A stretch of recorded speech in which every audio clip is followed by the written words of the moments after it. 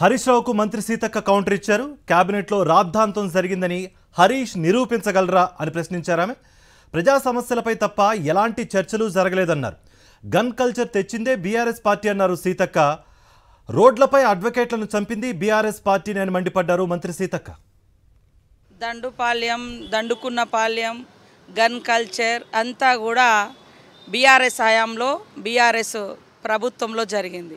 ఈరోజు కాంగ్రెస్ ప్రభుత్వం ప్రజాస్వామిక ప్రభుత్వం, అందరి మంత్రులకు కూడా స్వేచ్ఛనిచ్చి తోటి సహచరుడుగా మా సీఎం గారు పనిచేస్తూ ఉన్నారు. వాళ్ళ సీఎంగా ఆ రోజు కేసీఆర్ ఉన్నప్పుడు ఫామ్ హౌస్కు ఆయన పరిమితం అయితే మరి 4 స్తంభాల ఆటలాగా పరిపాలన జరిగింది. ఈరోజు గన్ కల్చర్ అని అంటున్నారు. అయ్యా, అబద్ధాలు చెప్పడానికైనా కనీసం ఆలోచన ఉండాలి. ఈ రాష్ట్రంలో గన్ కల్చర్ తీసుకొచ్చిందే బీఆర్ఎస్ పార్టీ. అయ్యా, నీతులు చెప్తున్న హరీష్ రావు గారు అబద్ధానికి నిలువెత్తి సాక్ష్యం నువ్వు.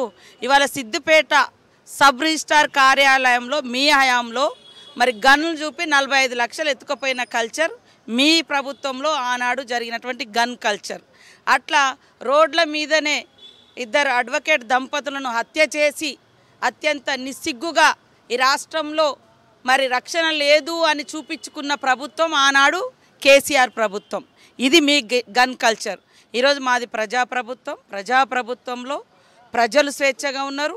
అదేవిధంగా మంత్రులు కూడా స్వేచ్ఛగా మాట్లాడుతున్నారు. నేను ఒకటే సవాల్ చేస్తున్నా హరీష్ రావుకి.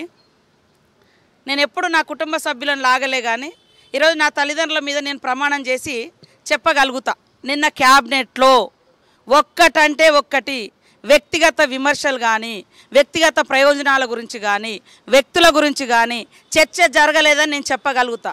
నన్ను కన్నా సమ్మక్క సాక్షిగా నేను చెప్పగలుగుతా. నీ అబద్ధాల పత్రికకు నువ్వు సేల్స్మెన్గా ఇవాళ నీ గుమస్తా తెలంగాణ తీసుకొచ్చి చూపించినావు కదా, దాంట్లో అది నిజమే అని నువ్వు చేయగలుగుతావానే? ఎందుకే అబద్ధాలు?